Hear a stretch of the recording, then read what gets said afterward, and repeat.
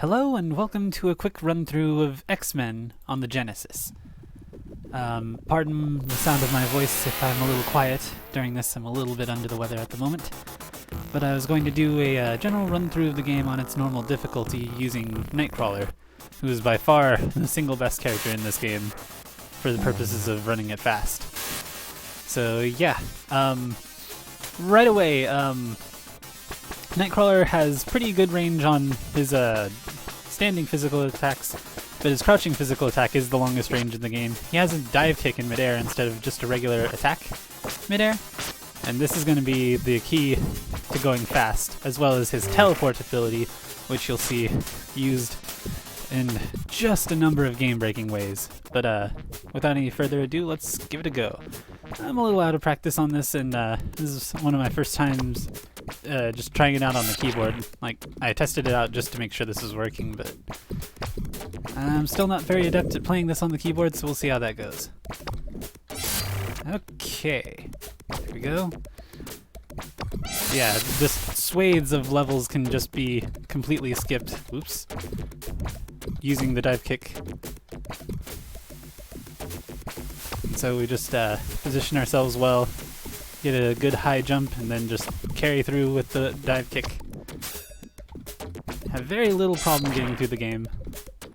Only a few problematic sources of difficulty here and there for Nightcrawler. He's really just allows you to kind of skip through the game willy-nilly. The only thing that makes the game even shorter would be a level select code instead. And now, fighting Juggernaut with Nightcrawler can kind of be tricky because you have to hit him in the back of the head, and with the dive you don't want to sway too far into him or you won't be able to get away from him before you get hit. So, kind of have to, ooh, like that. Yep. So you gotta kind of stutter the input a little bit, and it's a little tricky on keyboard, but missed it. And there we go, he's down. I'm gonna go ahead and grab the health power up just cause. A nice clean bill of health, says the doctor. Oop. So jumping in this game is a little awkward simply because you have a fairly standard height jump if you just press the button. Ooh dear, I made a very interesting decision there. That was accidental. Anyways, as I was saying, the height of the jump is pretty standard if you just press the button. If you press and hold it, it goes that high.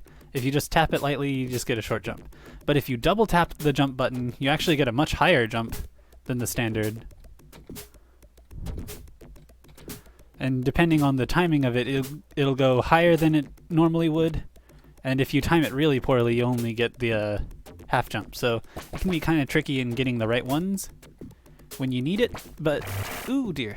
Well, I totally messed that up. It's fine. Inconsequential. This boss is super easy with Nightcrawler. She'll try to blast you with that energy if you get too close, but as Nightcrawler is invincible during the duration of his teleport ability, we don't really need to worry about taking damage from her at all. You just get close, chase her down. Now there's a fairly set pattern you can get her to do. Oops. Goodness, I am just all over the place. And I'm not executing it well here, but alas, the boss is down. End up back here, skip the story a bit, because it's pretty threadbare story. The plot of this game is essentially that Magneto put a virus in the X-Men's danger simulation room. And so the simulations that they're going through are actually causing them real physical stress and trauma instead of just, I don't know, made up. The general sense is that it's actually hurting them when it normally would be a much more gentle simulation. Now, as you can see, with Nightcrawler's ability to teleport, we can just sort of carry him through walls in pretty crazy ways that, man, just sort of put the level design to waste, honestly. It feels like Nightcrawler here is under protest. It's like, I don't really have to do the level, do I? Okay, I'm just gonna skip it. So yeah, if it's a little alarming how we went to outer space from being in the middle of the jungle, that's the simulation going. The previous level being a simulation of the Savage Lands. Sorry, can't talk today. Okay, so this right here is sort of a easy sequence. If you break these just in order, you get a health power-up, but if you do them out of sequence in different ways, depending on which one's the third the box you break, then you end up getting something different, typically. But the health power-up's, you know, by far the most useful. So normally the pattern to get through this part here would just be going up and down with the meteors, trying to avoid them, but Nightcrawler is invincible, so we don't really care about that. It kind of makes this segment a lot shorter than it would be normally with the other characters. I think Wolverine can clear this pretty fast too, but he still has to avoid the meteors. On the notion of what I was saying earlier, the first level is a simulation of the Savage Lands, whereas this one is kind of an obscure... I don't know, I'm not really up with the comics as much, but I don't know how much of it takes place in the Shi'ar Empire out in space, but the X-Men comics really go places, man. Okay, so this boss here, Deathbird, can be very easily telegraphed and just sort of choreographed into landing in a certain spot right up here. And wouldn't you know it, Nightcrawler and his teleportability do a lot of damage. Probably, you know, on par with the strongest ability in the game, which is Wolverine's claws. And it's considerably less difficult to use them in most situations. There's the Empress Lilandra. We don't really care about the story at this point. Again, it's pretty threadbare. All of these simulations just end up causing you to go through different points in the X-Men universe. Here's the Excalibur Lighthouse. Pretty cool place. So we're actually going to do a skip here, where if you call Iceman here and don't land on this ground floor, you will skip the boss that you incur there, and that's Sabretooth. And he's normally a pretty tough customer, honestly. You normally want to use your like power-up helpers. I'll show that in just a second. These guys down here. The top four are your playable characters, and these non-playable characters down here, you can call in for assist and do damage. So like, call in Rogue and she'll hit an enemy on screen, etc. Storm blasts them with her nature powers, and then Archangel like floods the screen with projectiles. And Iceman just carries you over gaps, but for some reason, the way the game's programmed, you can't actually fight that boss if you don't touch the ground, so we're just gonna skip him. Now, the actual boss of this level is Apocalypse, and normally he's a pretty annoying fight. For the other characters, you sort of have to take a hit in order to do a hit, and it's best to do it with Wolverine. But you'll eventually run out of health before you can actually take him down with one character, so you typically have to endanger two of them at a time. But, once again, with Nightcrawler, it seems pretty ill-conceived. You can just kind of skip that. Not that I think this fight is really good, well-designed, you know, having to take damage in order to do it. Unless if there's just some way I don't know about. But, yeah. We're just, again, Nightcrawler just kind of doesn't care. Okay, so now, I'm kind of at a loss for the name of this place, because it's referred to as the quote-unquote racist landscape. I just kind of call it Ahab's world. Basically bad future, you know, subset D, where the world's sort of a shithole now. And it happens, you know, fiction stuff. But, yeah, level 4 is where the game starts to get considerably trickier, quite a spike in difficulty. We skipped the majority of level 3 earlier by just using, well, to put it frankly, Nightcrawler's apathy for the level design. So this box here can actually be kind of tricky to hit, because I'm tapping the button right now for punch, and nothing's happening. If you're too close to a wall, you can't actually do an attack, so it's kind of interesting. It makes it difficult in certain scenarios to put an attack out where you would want it to be. This game's all full of sorts of weird interactions. Okay, so now here's a problem with this level. I activated all the switches that I was supposed to earlier, but for some reason the gate that's supposed to open doesn't. Now thankfully that one's pretty free, so I can just use Nightcrawler's not care ability to correct the path there. But sometimes that one just doesn't want to work. I don't know if it's due to any random seed like generating the solution to this area, because there is a part later which seems to be random to a degree. I think it's like whatever seed the game starts on determines what's going on there, and I'll cover that when I get to it. It's really weird.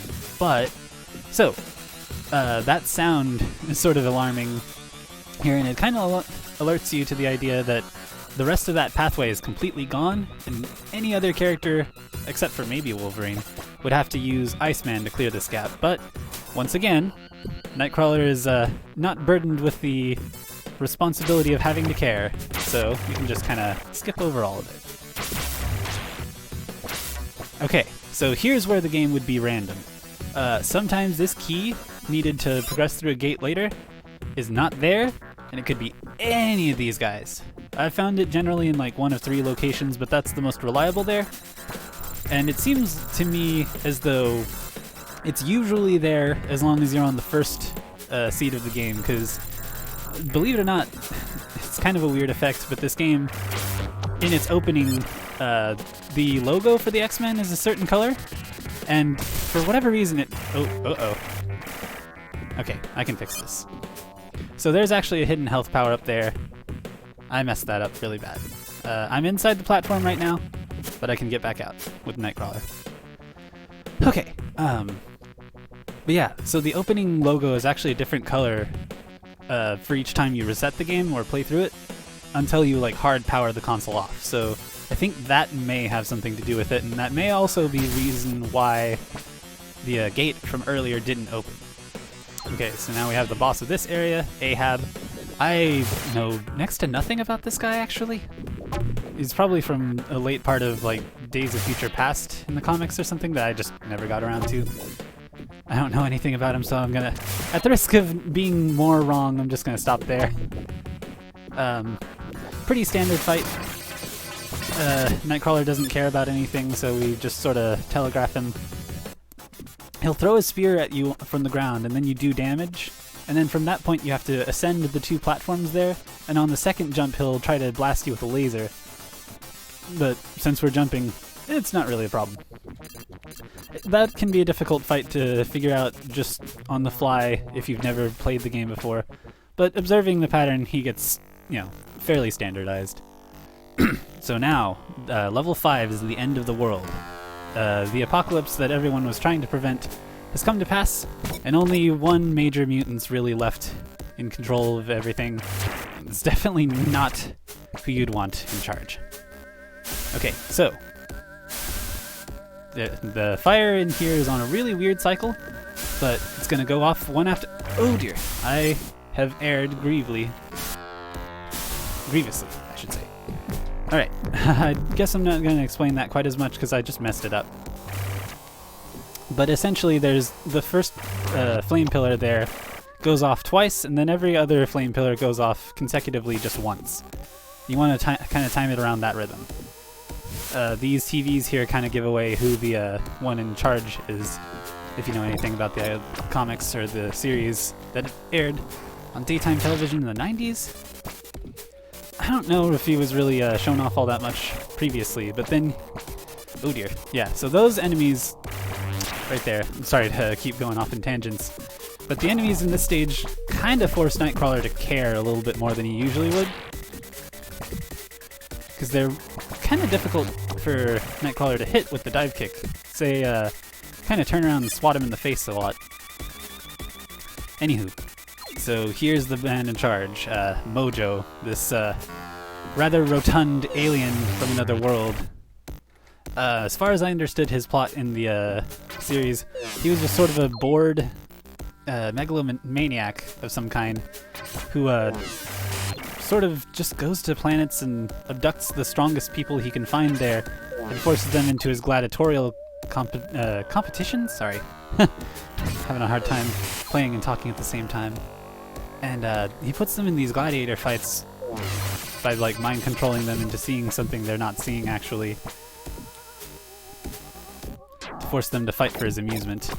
And so the I guess the implication is that this is your mind on too much TV. You just become a fat blob of an alien. Just sort of ruin everybody else's fun. I guess that's as subtle as they could make the references back in the day. So this here is actually an optional puzzle for that health power-up. You don't really need it, but I just wanted to kind of show it off because the solution looks really daunting at first. So each of these little gears here corresponds to one of the gates, but in sequence actually. And once you know that, this puzzle becomes much easier to solve. So this first one here corresponds to the first gate, but after I hit it the first time, it's going to correspond to the second gate. So, by measuring it out, the first gate opens, and it'll close the next gate if I hit it again. But if I just move over to the next one, it cycles over, and the puzzle's solved. You can kind of mess it up a little bit to where it's more difficult to solve, but once you get all 4 down, you only need to hit one switch at a time. You know, you hit the one switch 4 times, and the puzzle's solved very easily. So, if you get yourself into trouble, just lower them all and stick to one switch. You can get out of there, no problem. I haven't made much of a stink about it yet because it's not really relevant until the later areas, but fall damage, that is, the damage you would take by falling through the screen. In other games, you would typically either lose a life at that point or incur some amount of damage. In this game, you incur damage. I'm just going to skip through most of this here. And yeah, so the telepath of the team, Jean Grey, actually lifts you out of the pits, and you know, it takes a bit of your health, and that gets a lot more steep of a penalty as the levels go on. In the final level, it's like at least half of your life, if not more. You will die failing it twice, which is really unfortunate in that level, because if you're not playing Nightcrawler, it can be quite a task to overcome. So this point of the game is actually sort of a dead end for some people who can't figure it out. It's not conveyed super well. I guess you're supposed to interpret that the image of Professor Xavier back there is supposed to clue you into the idea of having to reset the game. Once that timer goes all the way down, the world is about to end, and you have to hit the reset button on the console in order to stop it. This took myself and my dad quite some time to figure out when I was young. And it wasn't until my mother came in, actually, and suggested that it was trying to tell us to reset the game. You know, conventional wisdom about gaming would suggest to you that that just wipes your progress for the game and you start over. Well, you know, gotta hand it to her. She had the right solution. Because if we go in here and give it a soft reset, that is, hitting the reset button instead of, you know, like powering the console off, hit that, and a bunch of binary code shows up on the screen. Probably doesn't say anything important. But yeah, that's resetting the computer to the danger room for the X-Men. And once that's done, a little comic book cutscene plays out in different panels where it explains that they finally figured out how to beat the virus, and now they've got to go find it at the source, which is Asteroid M, Magneto's hideout on the moon. At least that's as far as I remember it.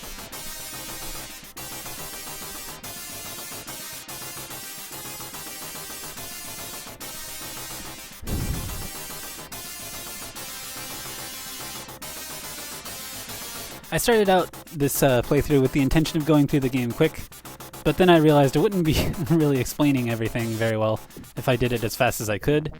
And, you know, I gotta be honest, playing this on keyboard's making it kinda difficult to do it that fast anyways, so we'll just take a slightly more leisurely stroll through. Maybe I'll do a different playthrough where you can actually see most of the levels, where I'm forced to care a bit more, because, man, Nightcrawler just does not. Like, there's an entire left-hand section of this level that you have to start out on, which is kind of neat for a platformer.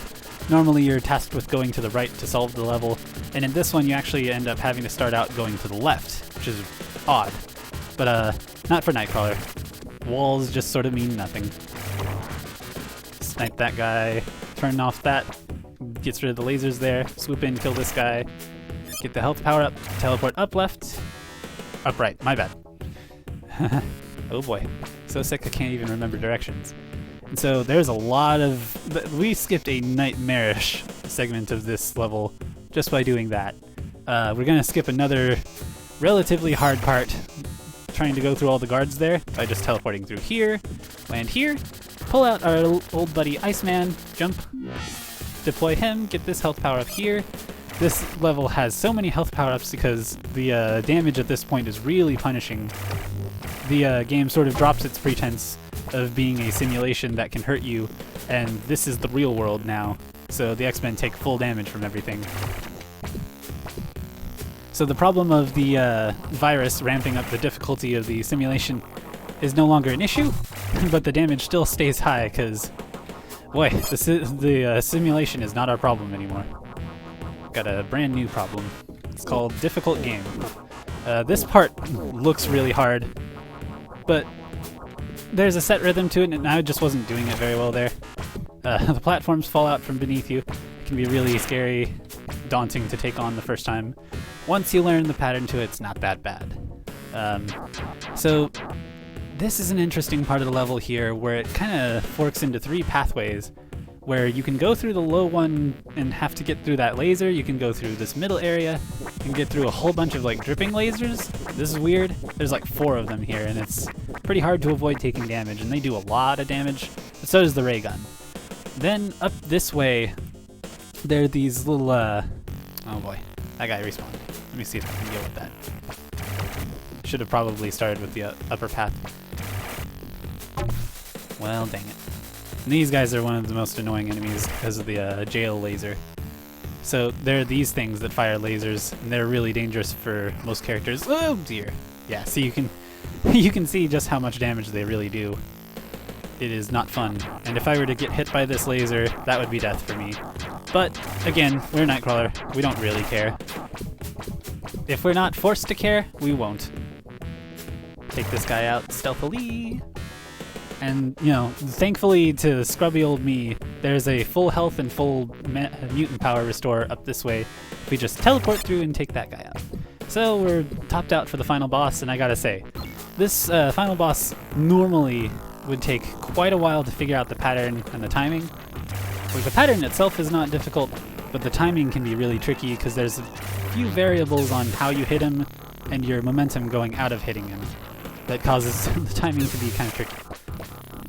However, as you can see, Nightcrawler, once again, carrying us to victory through the power of his apathy. After the last metal ball, he comes after us himself, but as you can see, it's just no good.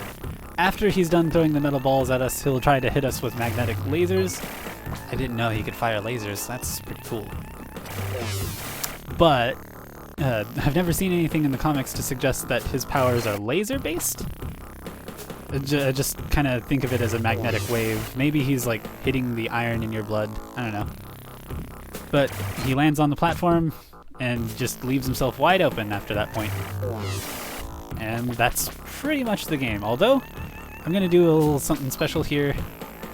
Since he's my favorite character, I'm going to give the win to my boy Gambit, who's easily the worst character in this game, sadly. And there we go. Magneto's down. The ending cutscene plays. I always love the narration to this bit. It keeps the tone of the X-Men series and what they were going for, at least in the 90s cartoon and the parts of the comics that I read. It's pretty true to the original intentions. I'll just go ahead and let it play out. But yeah, that's the whole game on its normal difficulty. In the lower difficulty, Amateur, you're only able to play through the first 3 levels, and the damage you take for everything's reduced pretty considerably. At the end of the 3rd level, Magneto shows up in the ending, like directly after Apocalypse, and he just kind of tells you, it's just like, amateurs have no ability to defeat me. Play it on a higher difficulty. So it's just sort of your introduction to the game if you're not super familiar with it yet. Hero mode's the normal mode, and then Superhero remixes some of the enemy placements and a few extra traps along the levels, as well as, you know, generally doing more damage to you, being a bit more punishing. As far as I can tell, it's not really that much harder in terms of enemy placements.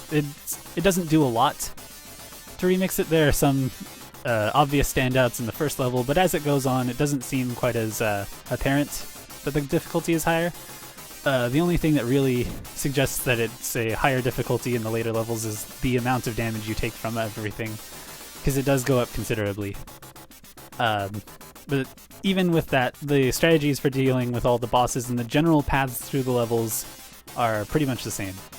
Level 4 especially is actually kind of an interesting anomaly, because there are certain sections of that level you don't want to go through, because it'll spawn these really annoying additional enemies that kind of give you trouble just doing basic platforming, and they would actually show up during the fight with Ahab if you were any slower to take him out, which can be a problem for Gambit and Cyclops. Wolverine and Nightcrawler can take him out pretty quickly though, so that never happens. In general, you want to take the path that I took through the level simply because that's the way you avoid all of them. You didn't see any of those little guys. Maybe you'll see them in the Gambit playthrough I do later. In any case, that was X-Men on Genesis. It goes through the credits after that little sequence there, and right at the end it has a little moral lesson and everything about, I think like almost verbatim it said, leave the world in a better condition than you found it. And then you get a suspicious laugh from the Mojo character, which you probably didn't hear while I was going through it because I was just kind of blazing through. But it suggests at a sequel that I don't really think Mojo was part of. I haven't played through all of X2, the Clone Wars, on Genesis, but to the best of my knowledge, I haven't seen him in the game. My experience with it is kind of limited, so I may be wrong on that too. In any case, hope this playthrough has been bearable to watch. Hopefully I haven't rambled too much, stumbling over my words. Maybe this was watchable. I don't know. I'll go ahead and go through it and determine that before I post it. If you're seeing this now, if you heard all of that, it probably was. I don't know. Maybe not. This may never see the light of day. There it is. Leave the world in better condition than you found it. And a spooky laugh ends the game. And then, just to prove my point before I go, when the game comes up, the logo is a different color now. It was like blue and yellow, and now it's this off gray and dark blue underneath. So I think that may have something to do with the random elements of the game. In any case, thanks for watching, and I'll see you whenever I see you. Bye-bye!